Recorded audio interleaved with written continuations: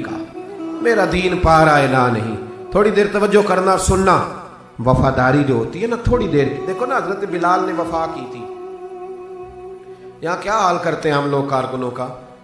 میں اکثر یہ روتا ہوں. میں کہتا ہوں جب تک تو پیر صاحب کے آستانے پہ جھاڑو دیتا ہے تب تک تو وہ بڑا وفادار مرید ہوتا ہے. اگر اس پہ قرضے چڑھ جائیں تو پیر صاحب کہتے ہیں اس کا ذاتی معاملہ ہے. جب تک وہ اپنے ہاتھوں سے سیاستدان کے اشتہار لگا رہا ہوتا ہے تب تک وہ کارکن ہوتا ہے, کارکن. اور جب وہ کہیں الجھ جائے تو کہتے ہیں جی اس کے ذاتی معاملے میں نہیں. یہ ذاتی معاملہ کیا ہوتا ہے؟ جب تیرے اشتہار لگا رہا تھا سیاستدان کے تب ذاتی معاملہ نہیں تھا. جب کسی کو ضرورت پڑ گئی تو اب معاملہ ذاتی ہو گیا. پیار کرنا پڑے, کچھ دینا پڑے تو پھر بھاگ گئے, بفر گئے. اور لوگوں کے پاس جب دولت آتی ہے تو رنگ ہی بدل جاتے ہیں. جب اقتدار ملتا ہے تو انداز ہی بدل جاتے ہیں. جب اتوار کچھ اور ہوتے ہیں تو لوگوں کے طریقے بدل جاتے ہیں. اس لیے کہ رشتہ ضرورت کا بنا لیا ہم نے. سیدنا بلال نے بڑی مار کھائی تھی. کوئی بتائے حضرت بلال کو گورنری کا لالچ تھا؟ حضرت بلال حبشی کو کیا لالچ؟ بڑی مار کھائی. اور یارو بڑی ساری کھائی. ایک تو وہ مار ہے نا جو عبداللہ بن جدان مارتا تھا, امیہ بن خلف مارتا تھا, ایک تو وہ ہے. اور حضرت بلال جب دروازہ رسول پہ آئے تو بخاری مسلم میں موجود ہے, حضرت بلال نبی پاک کے مہمان آتے تھے تو خود قرضہ اٹھا کے لاتے تھے.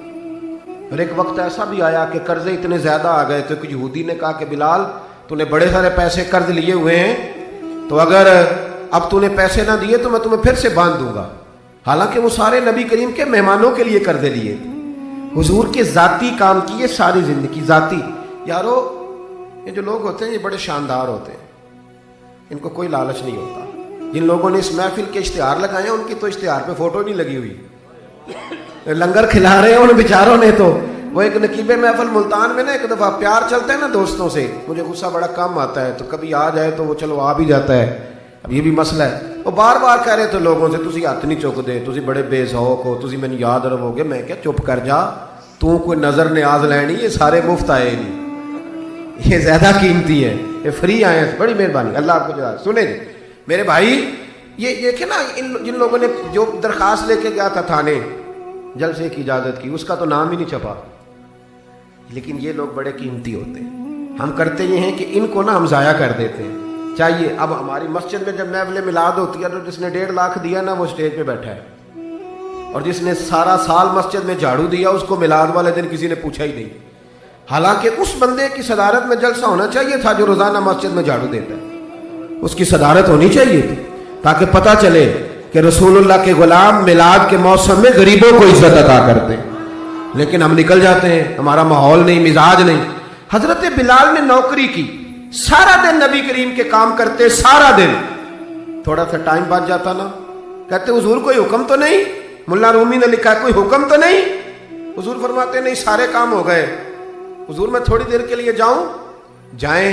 1 دن بھی, 2 دن بھی, 3 دن بھی. حضرت انس بن مالک کہتے ایک دن میں نے پوچھ لیا, میں نے کہا حضور یہ بلال چھٹی لے کے جاتے کہاں ہیں؟ شادی تو کی کوئی نہیں تھی ابھی, گھر تو تھا نہیں, تو یہ جو آ کے کہتے ہیں کوئی کام تو نہیں میں جاؤں؟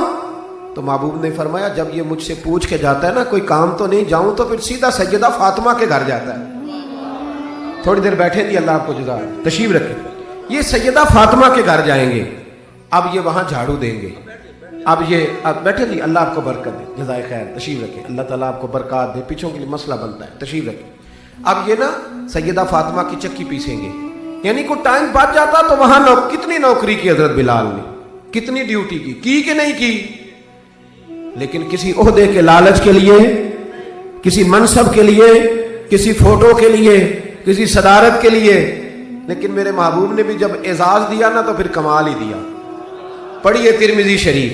حضور آئے نا معراج سے واپس, میں جلسے سے دیر سے جاتا ہوں نا تو میری ایک بیٹی ہے, وہ جب میں نکلنے لگتا ہوں کہتی ہے آج دیر سے آئے تو دروازہ نہیں کھولنا.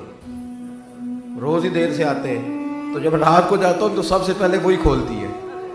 آ گئے آپ. اب بندہ جب سفر سے واپس جاتا ہے تو پہلے بچوں کی بات کرتا ہے, بیٹوں کی. محبوب معراج کے سفر سے واپس آئے, لیکن سب سے پہلے جو بات کی وہ حضرت بلال حبشی کی. سب سے پہلی بات سیدنا بلال کی.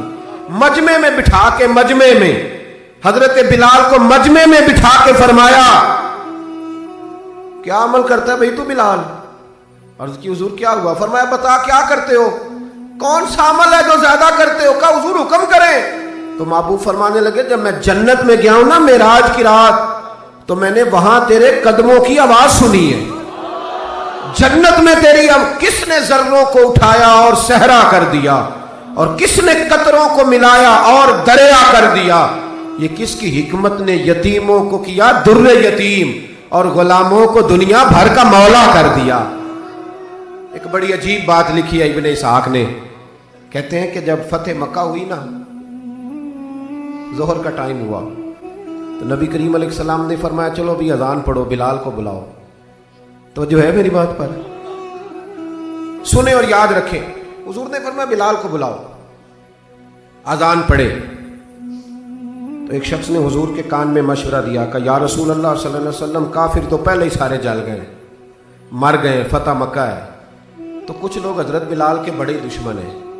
तो या रसूल अल्लाह सल्लल्लाहु अलैहि वसल्लम बिलाल ये हमेशा पढ़ता है, वही पढ़ेंगे, तो आज ना किसी और की ड्यूटी ना लगाएं अजान पढ़ने की, फतेह मक्का का मौका है, चलो कोई और पढ़ दे। ये रूटीन में जब प्रोग्राम होते हैं तो तब तो मुकर्रा इमाम भी नहीं ना जमात कराता, चले कोई बुजुर्ग आए हैं वो करा दें, आज मौका है, बुरी भी बात कोई नहीं। जिसने मशवरा दिया खुलूस के साथ दिया, हुजूर कोई और ना आज पढ़ दे। लेकिन मेरे महबूब ने जो जवाब दिया वो बड़ा कीमती था। महबूब करीम फरमाने लगे जब पत्थर खाने पड़े तो तब तो बिलाल पढ़े, और जब बदर और ओहद में तलवारें चमके तो तब तो बिलाल पढ़े, और फरमाया जब भूख काटनी पड़े तब तो अजान बिलाल पढ़े, और आज अल्लाह शाने अता करे तो कोई और पढ़े। फरमाया सारे नीचे खड़े रहेंगे, अबू बकर, उमर, उस्मान, अली, तलहा, जुबैर, सारे हमेशा की तरह सुनेंगे, और आज बैतुल्लाह की छत पे चढ़ के जो अजान पढ़ेंगे वो बिलाल हबशी होंगे। मैं लोगों को बताऊंगा कि वफा के रिश्ते ही होते।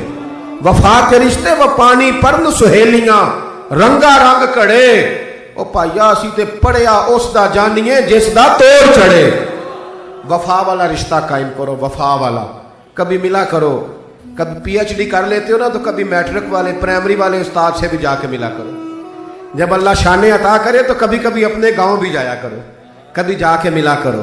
हाँ, शहर में आकर पढ़ने वाले भूल ही गए किसकी माँ ने कितना जेवर बेचा था। अपने अंदाज ना बदलो, अतवार ना बदलो, इखलाक हसना की दौलत पैदा करो।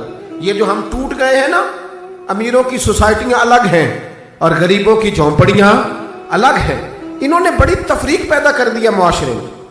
लोग तो जनाजे पढ़ने छोड़ गए एक दूसरे के, लोगों काट दिया। जिसके पास पैसे ज्यादा आए, अपने भाई की बच्ची गरीब बैठी है रिश्ते के लिए, उसको वो रिश्ते ढूंढ रहा है, कह रहा मेरा कोई मेरे स्टेटस के लोगों में रिश्ता करा दो। तो रिश्ते वाले ने कहा वो तेरा अपने भाई की भी तो बेटियां ना, तो वहां कर ले।